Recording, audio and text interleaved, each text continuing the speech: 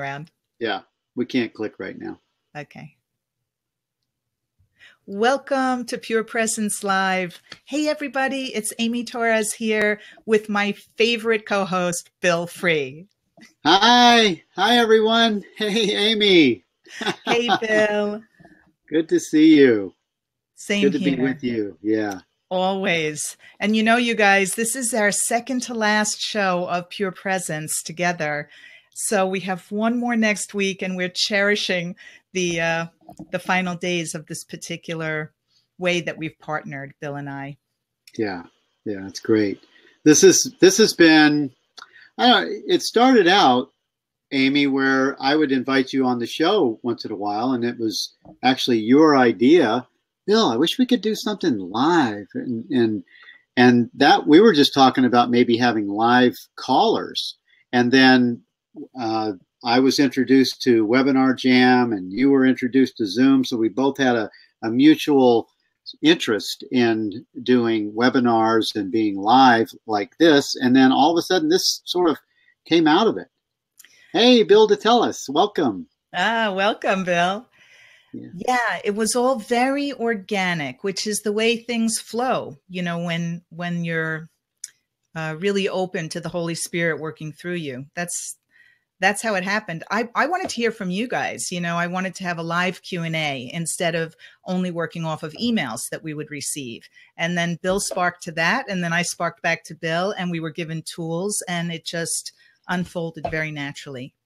Yeah, it's really great. And Amy, I have equipment coming in the next few days that will allow me to do video and take live callers on conferencecall.com. So I'll be able to bring in a live caller that can view us, and they'll be able to go on a queue as into a conference call room, and I'll be able to bring them in as a voice into the live experience. Yeah, that's what we've been wanting to do. That's great. So you guys, I think you're aware that Bill is going to be doing a fantastic reading group of the first book is going to be Rupert Spira's The Nature of Transformation. The Nature of Consciousness. The Nature of Consciousness. And so are you going to bring live callers into that group? I am. I'm going to bring live callers into the book study group so people can they can call in, they can comment, we can talk back and forth. I'll have guest teachers, guest speakers. Rupert himself will be in the first show, and it's going to be, and I have it scheduled for 18 weeks for the first book. And I may do it for a year. It feels like it's going to just, it's going to be a lot of fun. It's going to take off. Oh yeah, it's going to be so rich. You could probably just go on with that for as long as feels right. You won't run out of Rupert material because he keeps producing more, and his material is so clear and rich that you can just read it and then reread it. And just like A Course in Miracles, get so much out of each reading. Yeah. I'm really looking forward to it. And I'm looking forward to also, Amy will be one of my guests on the radio show. So you'll still see Amy. She's not going to some other, Amy, even if you went to another country, look how many countries are here. I know. It's so easy now with the internet to stay in touch. And of course, I have to hang out with you guys some more. I'm currently getting into the Only Meaningful Conversation, which I'm calling a vlogcast because it's a video series. And I'm also catching up on the technology to make it a podcast. So I'm interviewing great people, previously Muji and Rupert, and also recently Vera de Chalambert and Nalini McNabb and Dr. Scott Kolbaba. And I'm thinking of maybe doing a Zoom room with, all of your little faces in it. We can do up to a certain number. I'm not sure if it's 20 or 50. So it would be kind of like a satsang between us. We will have the Only Meaningful Conversation as well. And I'll send out more info about that if it really starts to gel. Very nice. Very nice. You sort of froze for a minute there. I don't know did I freeze for you too, or? I don't think so. Okay. I'm not sure, but All right. wow, I see everybody in the chat. It's so great to see you guys. Yes, yes. Hello, everyone. And Bill Datellis, for you guys, Bill was the first comment today. Bill Datellis is doing a talk for our Friday group this week, and it's going to be on sex and money. What A Course in Miracles says about sex and money, and Bill Datellis he's quite he's quite an active and very just kind of he's like a seeking missile looking for the content. He's read the new CE edition already. He's completed it from cover to cover. He's read the course several times, and I'm looking forward to his talk this Friday with our Friday group.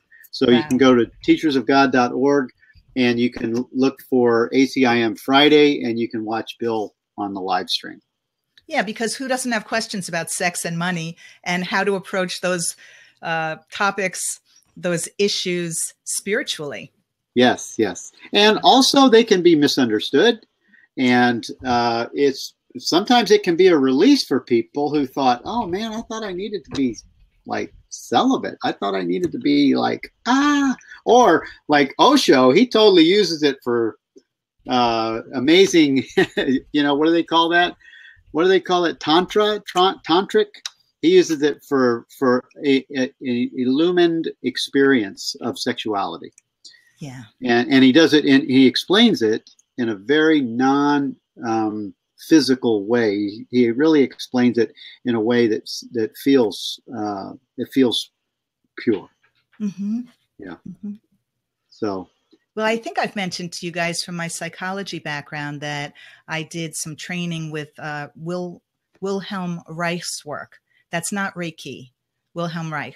And he wrote about the function of the orgasm and how a true loving orgasm is a full body experience, that you're feeling a wave, just like in quantum physics, go through your entire body from your head to your toes, versus the ego is promoting the genitally based orgasm, which is localized and it provides a release, but it's not really it's a drug. That's why people become porn addicts and sex addicts, because they're just going for the hormones that follow the orgasm. But it's not that full experience where the body becomes a vessel for the bodiless, for the unified love.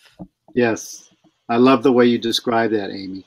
And it also, that description is not a getting mechanism. It's not engaged in motive to get from someone else and to objectify. It's a totally different type of experience, and it is very spiritual in its understanding. It's a dissolution. It's a dissolving. Nice. Yeah. So you got that? You got all that, Bill? You're going to have to pack that. You're going to have to pack that into your suitcase too on Friday. And if you need some advice, Amy Torres would be a very good source for advice if you need any last minute ideas. Oh, feel free, guys. If you want to reach out to me, Bill, if you want to talk before, I'm just going to say, just email me at miraclesamytorresacim.com. There you go. Bill, before we get too deep into it, you want to Om? Yeah. Let's Om. And hey, everybody, you want to Om? You guys can Om with us. And if you're in public places, you may not want to do it, but hey, do whatever you want, whatever feels good. You can Om internally as well, but you might light up like a light bulb. People will wonder, how come that person's so bright?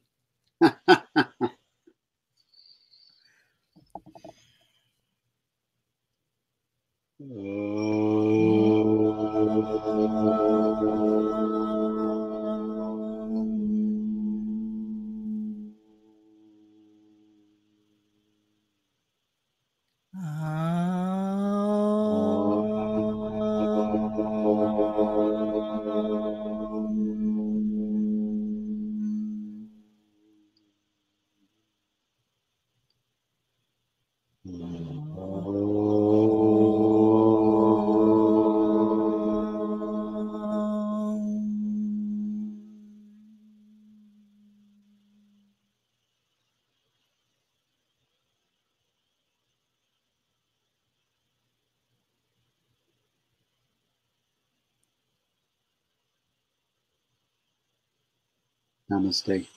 Namaste.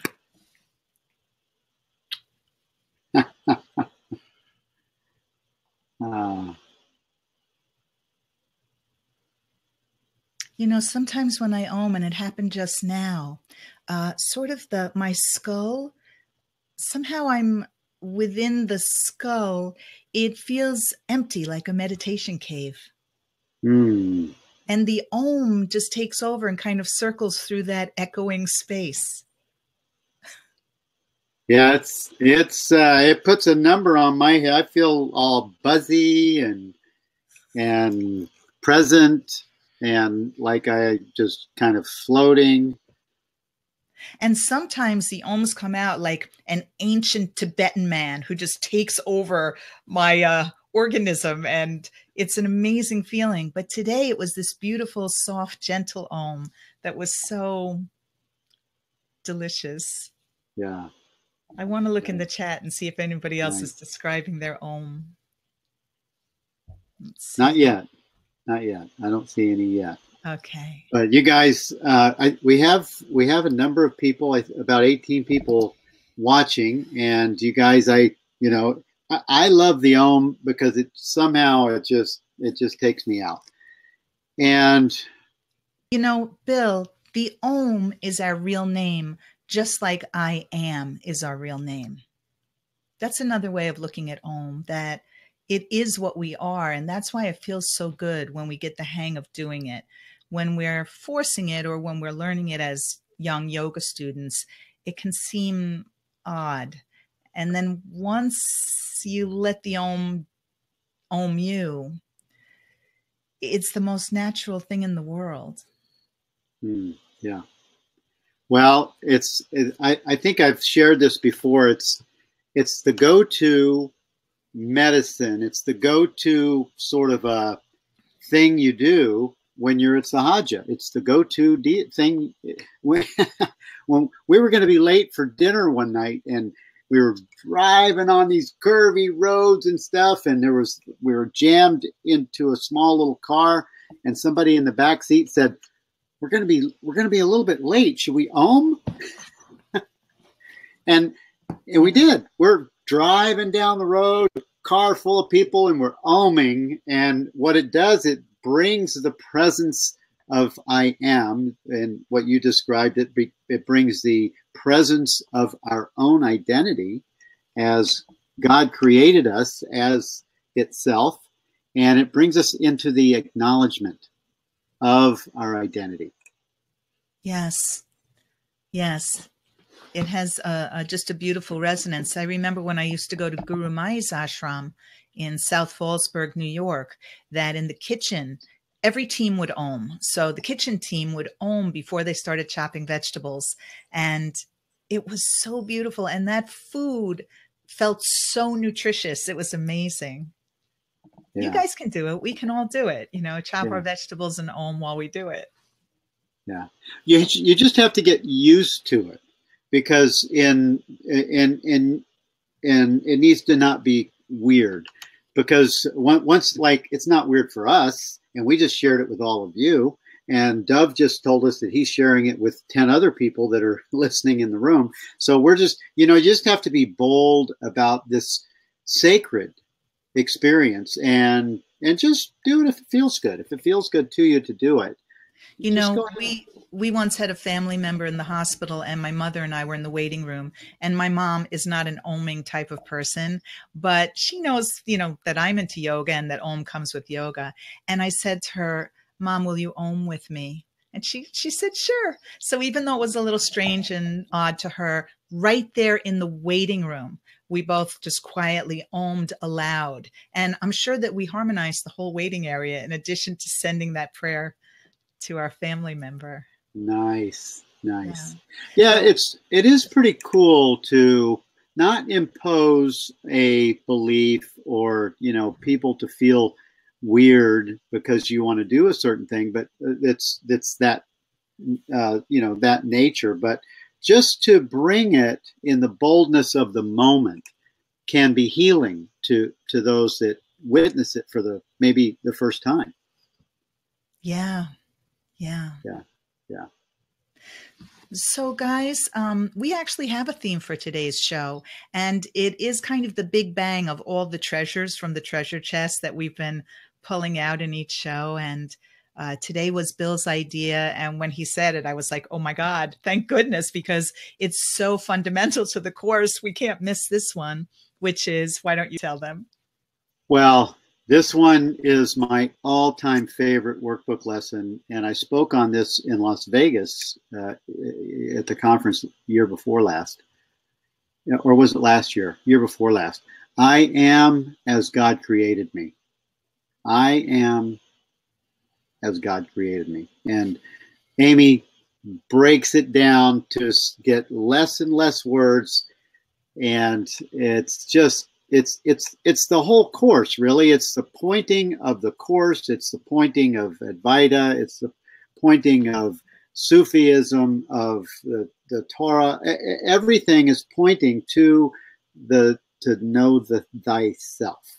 I am as God created me. Yeah, I think it's the way the course does I am. For whatever reason, Jesus starts us with, I am as God created me. And somewhere along the line, I heard somebody else do this and I loved it. You can break it out so that you're undoing. I am as God created. I am as God. I am. Just undoes itself. Yes. And then I. And then I. And then Om. And then Om. We cease to speak. Yes. Yes. Well, this particular statement, Jesus says that these words are sacred. These words are sacred, not as words. They're sacred. He says these words are sacred, but he doesn't mean that the words themselves are sacred. The statement of the experience, the embodiment of this idea, this thought held firmly in the mind, is complete salvation. This thought. So it even goes beyond words. It goes to the thought of the meaning of the word, of the statement, I am as God created me. This is the way that I naturally read the course, and I didn't realize I was doing this at first, but it was great to realize, and how I always encourage course students to read, which is to read as a sponge. You're not really reading with your eyes or your intellect. The only reason you could be moved to pick up the course in the first place is because grace is moving through you and is recognizing itself. So the words are the first level, the surface level. And then if you allow yourself to not get hung up on the words and sponge in the words, be absorbent, then you really have the experience that Bill was describing. Yeah. Which is what the whole course is about, and that phrase in particular. Yeah. And it's my favorite question that brings you into the experience that the phrase or the statement or the thought allows you to reveal. What is it that is aware of this experience right now? And that's not a question to be quick to answer. We're asking you to explore, to investigate, what is it that is aware right now?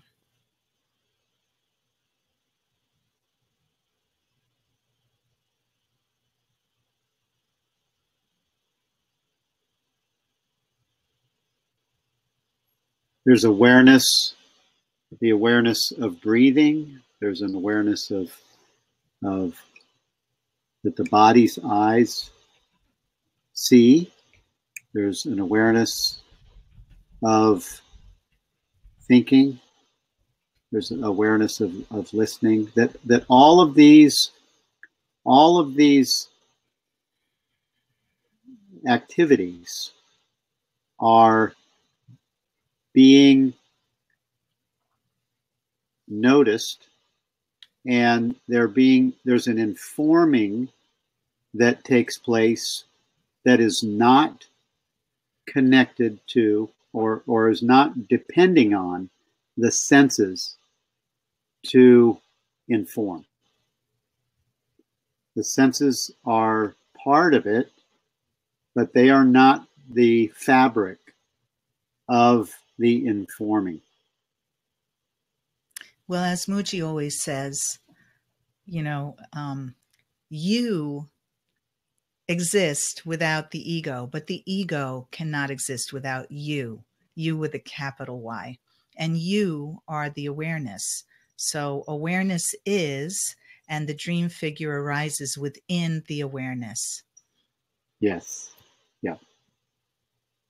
And that's the same thing that goes with the screen. The screen is always present, and the movie gets played on the screen changes not while the movie is playing. So the movie of Bill, the movie of Gather, those folks, you guys that are in Gather, the movie that's playing, Amy and Dove, is the only thing that changes. The screen that's playing that movie is changeless, and therein lies I am as God created me, is the screen. It's not abstract. It may sound abstract, but I'll give you an example.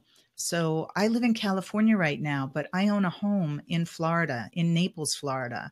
And so, of course, the hurricane just ripped through, Irma, and we were kind of the bullseye. And I have tenants in my house, and I noticed that the awareness observed the entire event completely calmly. Just no ruffles whatsoever. And then the person, Amy, had concerns, and the body, felt some ripples of suspense, just suspense, But even so, the person and the ego here was so mild, just very logistical, like I'll call this person and I'll get this friend to check, and, very calm about we'll wait till the power comes back. And this is an extraordinary contrast compared to years ago when, of course, I would have been worried and anxious the way that we are when we're fully identified as an ego. So you too can notice this. And at first we may avoid noticing it because it seems unfeeling or heartless. That was my experience as this big shift was taking place, that, wait a minute, I'm not worried. Does this mean I don't love anybody? Does this mean I'm uncaring? That's the ego really subtly, working. It's trying to play you. And, and then little by little, I became aware, no, it's nothing. As Mooji always says, it's nothing. It's just that I absolutely love my house in Florida. I'm able to love it so fully because I have so little attachment to it. I just have this enormous appreciation of it. Yes. And actually, this may sound coarse. I'm not wanting to make it coursey. This may sound coarse, but relationships are the same way. The relationships should be, they will be. You don't need to behaviorally adjust your relationship so this occurs, but you can actually notice how this teaching allows you to have this experience, the same experience you had with your house, you can have with your children. I do. I have it with my children, and it's not because I don't care, because I love them and I care about them deeply. And I also know that what I am, that is the love that I share with them, is also what they are. And it doesn't need to be complimented. It doesn't need to be noticed. That's the love that never dies. That's the love that is eternal. And those are the relationships that are the stickiest and the trickiest because, of course, we feel so protective of our children, or in my case, I don't have children in this lifetime, but I do have the cats who were in my life. And right now it's my two boy cats, Smudges, the orange one, and Aussie, the stripy black and white one. And when I went to Monte Sahaja, I noticed the only thing I really pined for were my boys. I missed my kitties.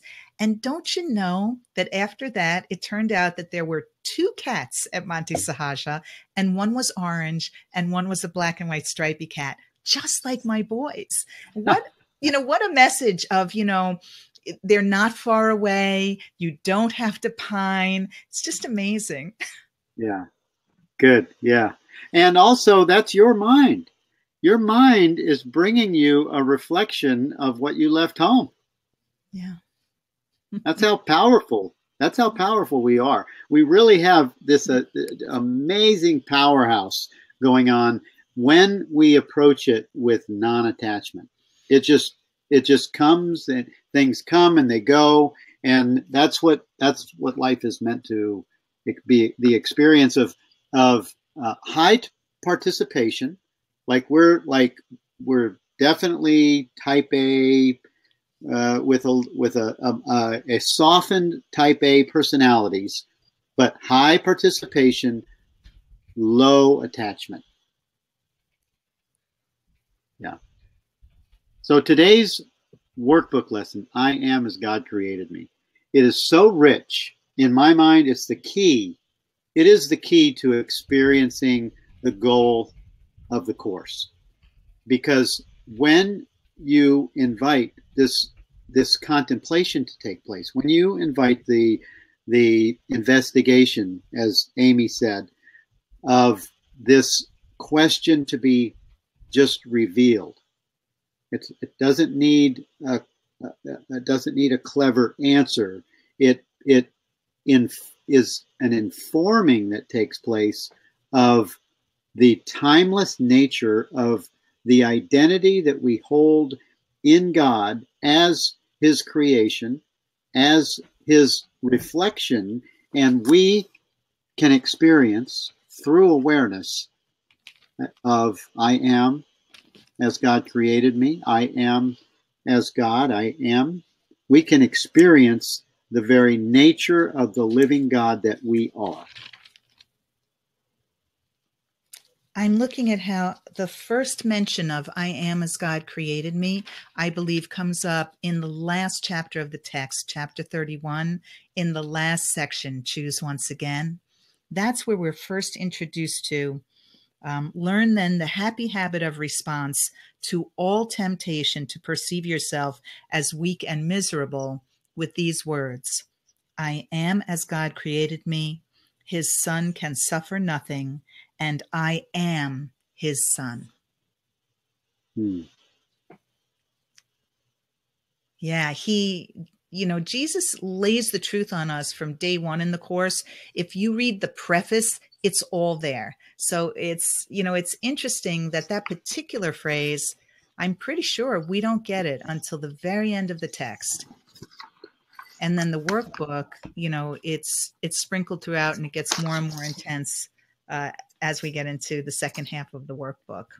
Yeah. Where it becomes a regular practice every day. And that practice totally transformed me. Yeah. The regularity of it. Absolutely does. And this is, in my mind, Amy, this is what draws, this is what drew us to Mooji, because the investigation, the self-inquiry, the satsang inquiry brings you to that same experience of noticing, of knowing intimately the self. I am the self. Oh my God, I am the self. I am still here while the mind does whatever it's doing. I that am the self, I'm changeless. I'm watching. I'm just still. I'm in peace. I'm unattached. I'm present. I'm joyful.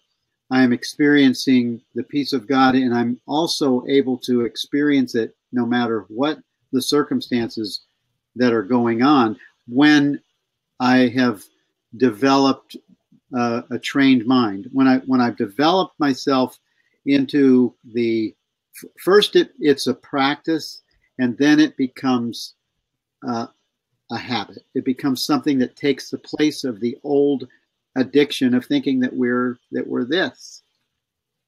Yeah, like you say, first it's a practice, then we're habituated in this new way, and then it becomes just natural. Yeah. Because it feels so right. Yeah. Yeah. It is totally natural. It becomes the living experience. And I feel, and that's why this course, this isn't a 5-year course. It's not a 1-year course for sure, but it's not a 5-year course. It's not a 10-year course or a 20 or a 30 or 40. This is a lifetime. This is a new way of being. This is where you be instead of you are. You be what you are. Be what you are. Yeah, I have some great, this workbook lesson. I'm not sure where it says this, but it says, it's probably in 94, but Jesus says in this workbook lesson to feel the truth in you, to feel it with these words. That it brings complete salvation. It guarantees that time has an end, that you find your way home. It lets illusions go. And I have pulled little excerpts, little one-liner attributes out of the 3 workbook lessons that are the same, 194, 110, and 162. And then, of course, I didn't even look at to bring forth 200 to 220, but that's every one of those is a repeat of the I am as God created me. Yeah, 201. 199 is I am as God. I am not a body. I am free. I am still as God created me. So Jesus, our teacher here, our leader in the plan of salvation through A Course in Miracles, is drilling this into our mind so that we get it. Yeah. He says here in Choose Once Again, you are as God created you, and so is every living thing you look upon, regardless of the images you see. What you behold as sickness and as pain, as weakness and as suffering and loss, is but temptation to perceive yourself as defenseless and in hell. Yield not to this, and you will see all pain in every form, wherever it occurs, but disappear as mists before the sun. It's motivating. Beautiful. Mists before the sun. Yeah. So this is where this becomes so exciting to me. Mm-hmm. Because when you embody this one idea, and anything comes in front of your screen, the body's eyes or the ears or emotions, anything comes in front of that screen of presence, of knowing this experience through investigation of I am as God created me. And what is it that's aware of this? Anything that comes in front of that is like the mist before the sun. Or a passing cloud, because you are the sky. You are the sun. When I first read the course, I was very ripe for it, and everything was a click of recognition. I felt like all my questions were being answered, that it made sense, that it had words for things that I never was able to put into words. And then when I was led to Mooji and again to Rupert, I was given demonstrations of seeing with my eyes the truth. Mm.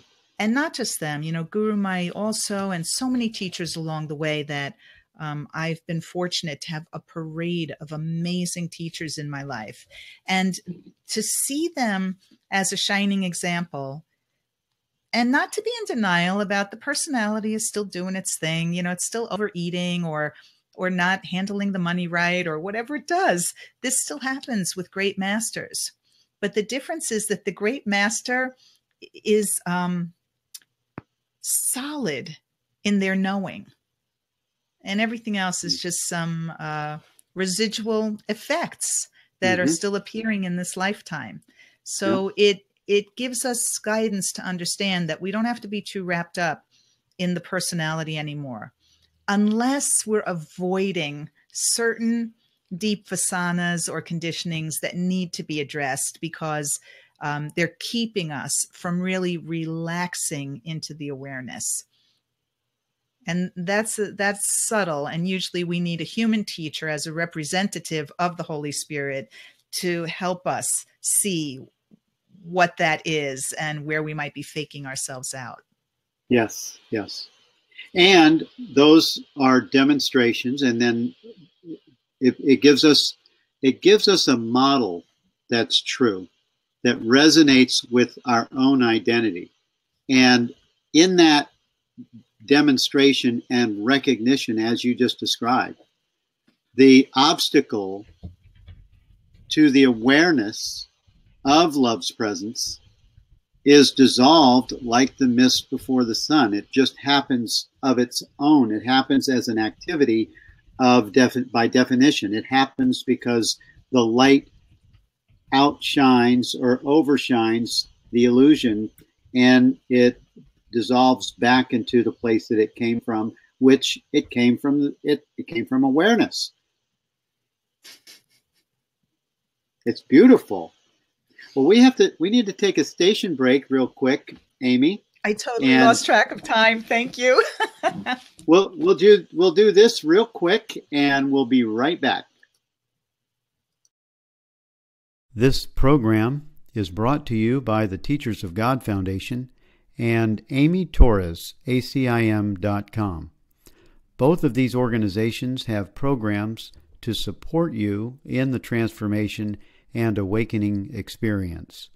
The Teachers of God Foundation has the 40-day program that is free, the Guide to 365, ACIM 365, and Living in Purpose 6-month mastery course.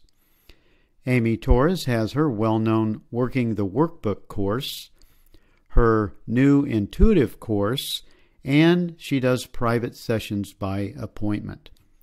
Thank you for joining with us today on this webinar. And now back to Bill and Amy. Hey, everybody, we're back. We have to take those station breaks, but we hope that you hang in there with us. And hopefully you see what we're sharing with you, which are certain programs that the Teachers of God Foundation or Bill or I have to offer. Yeah, yeah. And these shows are sponsored by the Teachers of God Foundation or Amy Miracles. Amy, what's the name of your business, your ministry? ACIM with Amy, but the website is amytorresacim.com. Yeah. Yeah. And you know, you guys, you can always go back and listen to these because they're archived at unity.fm, Bill? Unityonline.f or unity.fm. Yep. Radio. And also, I think both of us are trying to get them on our individual websites as well so that you can go back and listen. Yeah. And it's also played on iTunes. This program is also played on iTunes. As a podcast? Yep. Yep. Excellent. Yeah. They're upgrading the Unity FM radio station.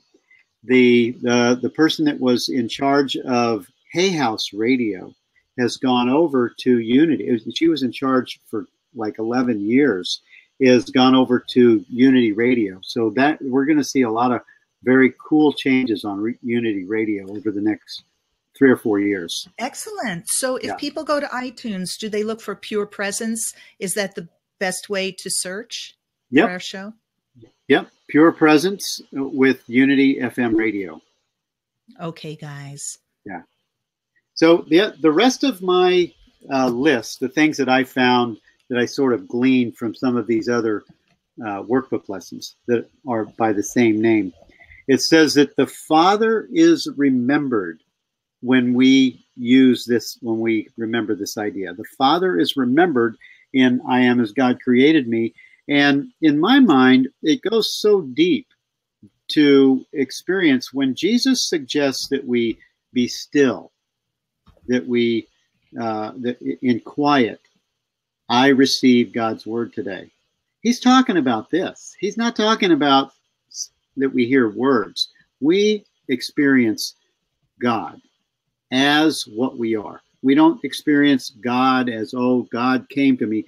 God is what we are. So we experience the God self that is beyond words. It's beyond even, it's the best we can know about this experience is that we want it all the time. It's almost like it's like an eternal drug of choice that we don't have to choose because we're it. It's the original opium. Yeah. With no side effects. Well, let me read something from lesson 94. I am as God created me. The first paragraph begins. So this is Jesus talking, you guys. You know, and in the Aramaic, I learned from Dr. Rocco Errico that Jesus in Aramaic is actually pronounced Ishwa. So it's not even Yeshua or Jeshua. It's Ishwa. And if you want to give him a short nickname, it's Ishu. And I don't know, I feel the warmest, like cuddly feeling to talk to Jesus as Ishu.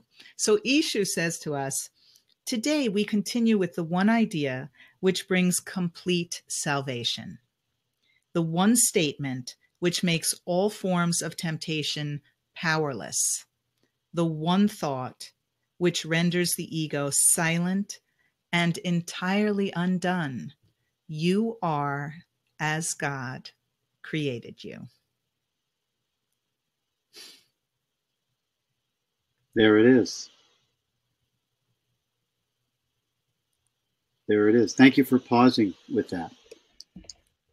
Because this statement should be contemplated.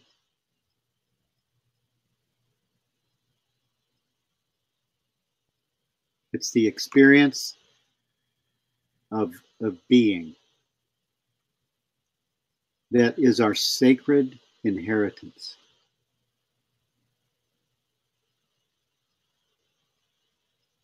Yes, as it becomes something that is embodied and felt as an integrated truth, often you're going to feel vibration or buzzing or tingling, maybe even lightheaded. You might need to deliberately ground yourself. The vibration will be felt, even if it starts as words. As you sink down and inward, as Ishu advises, you make contact with your will, with God's will, which is your will. And that is, while we have a body, felt as a powerful vibration. An inner earthquake. People can feel frightened. You need some orientation to realize that feeling is to be welcomed. That is your power. Don't mistake it for an anxiety attack. It's the power that powers the joy, that powers freedom, it powers enthusiasm and expresses love. It's the power of creation expressed. Yeah, as you and you and you and you and Bill and me, yeah. Yes. It goes on to say that the sounds of this world are still. Now, this is just by using those 6 words, that one phrase, that one idea, bringing it in, like Amy said, bring it in, own it, be it, embody it.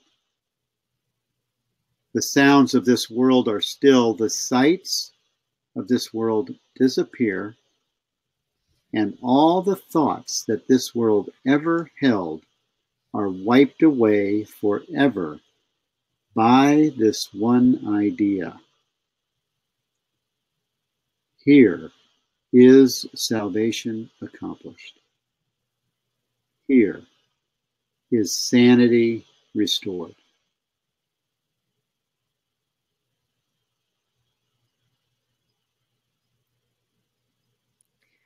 another sign that you're embodying, that you're relinquishing identity to this, is that you may feel guided to move in a direction.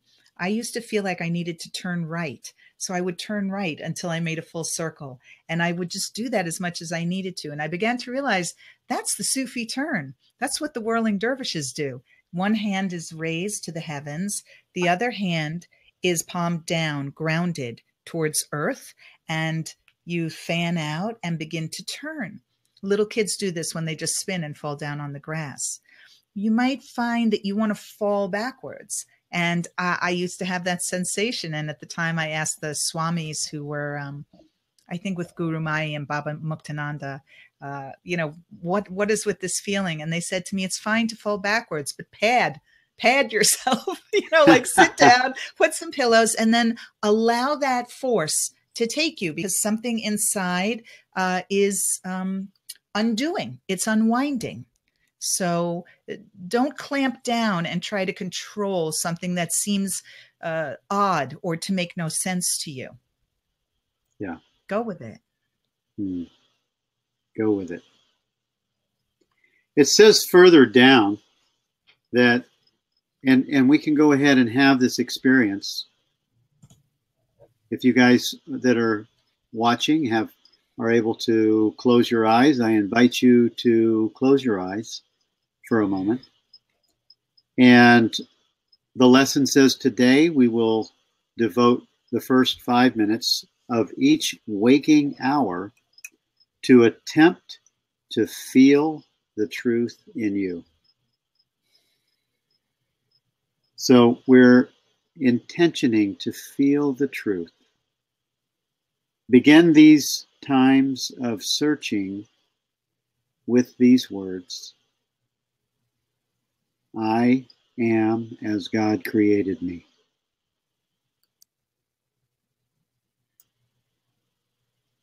I am His Son eternally. Now try to reach the Son of God in you. And I'm just going to take out the try word. Now reach the Son of God in you. Now reach the Son of God in you. This is the self. The self that never left its home in God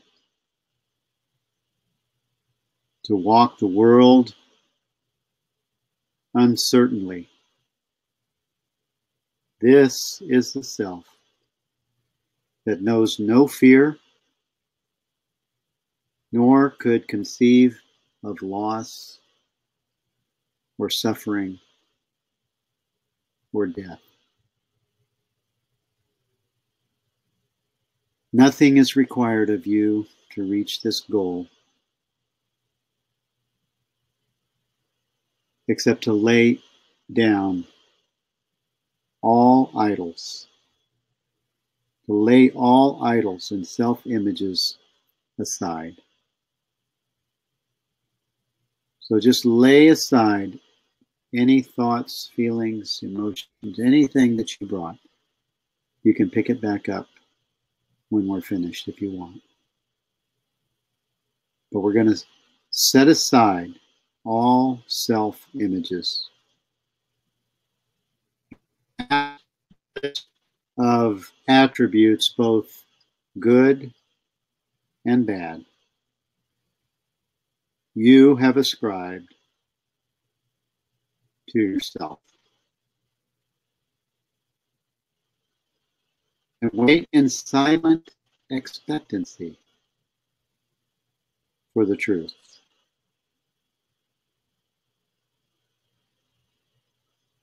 We're right now in silent expectancy, my beloved brothers, our beloved friends.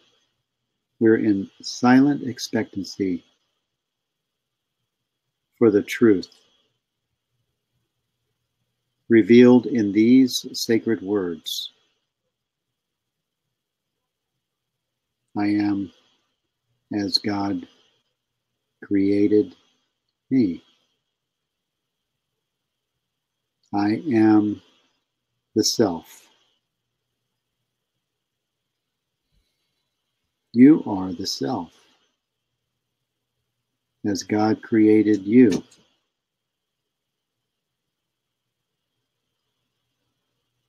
God has himself promised that it will be revealed to all who ask for it. You are asking now. You are asking right now.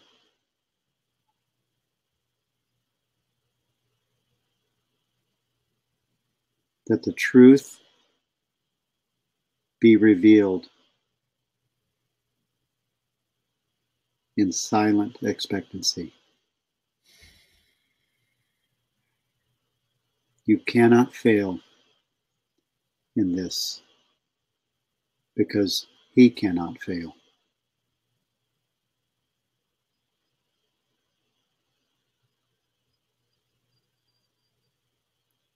You are as God created you. You are the presence of God.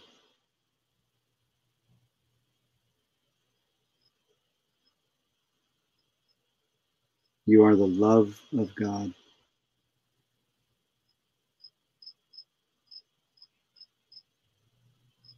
You are God expressed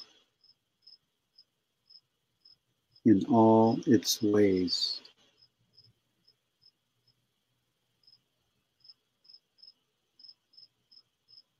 You are the light of God.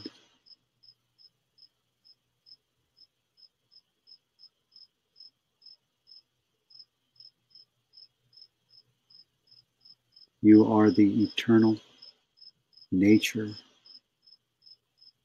and presence of God.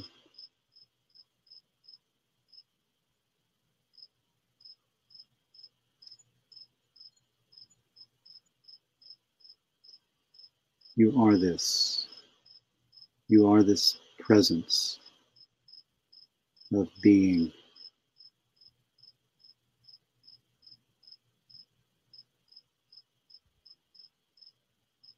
And we rest and abide in this knowing nature.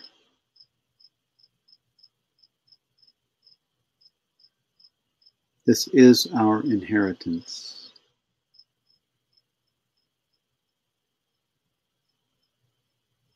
This is what we are.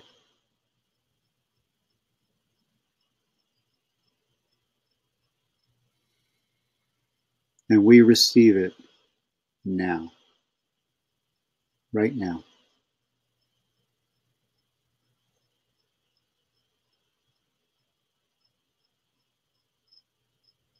It is accepted. It is complete. It is whole.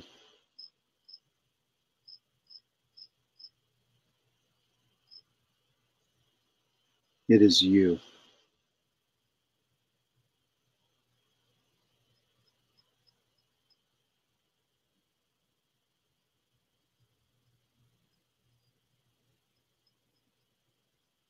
And we are so grateful. We're grateful to the Creator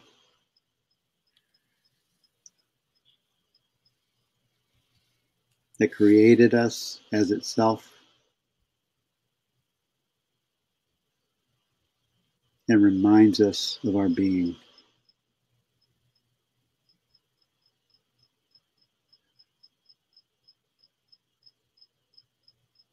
And we give our love right now to all the universe. And universe upon universes, we extend God's love, which is us, which is our love. We extend this love to all of the universe. We extend it to all the beings. in all dimensions of time and beyond to the timeless, eternal.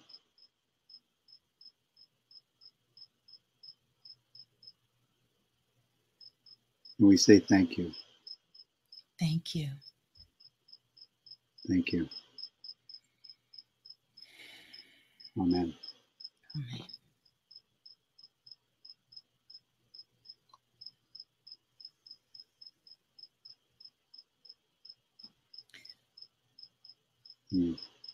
That was so deep and rich, Bill. I just want to add for you listeners that you may be seeing colors. You may feel your spine cracking. There's many ways in which you may experience the undoing and the unfolding in you that is nothing to fear. Mm.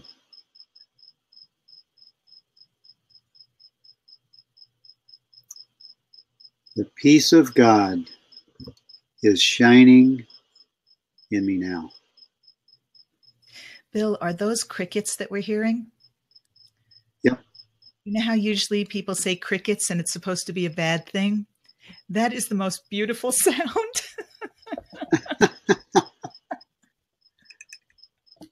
I'm up at the camper. I'm up in Maine at a campground where Lisa and I have a camper experience, and it's pretty rural. It's not far from Portland, Maine, and it's very natural, and I love it. We love it, and this is where we spend many days in the summertime.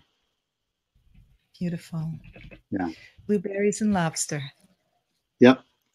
Well, thank you all for joining us on Pure Presence Live. And this has been I just so appreciate your joining with us in this way. And thank you, Amy. Thank you, Dove, and Gather for joining us in the room. Thank you, everyone from Europe and across the pond and right here in the United States. Thank you all for joining us. This is Pure Presence Live. Thank you. And we'll see you next week. See you next week. Bye-bye. Namaste. Namaste.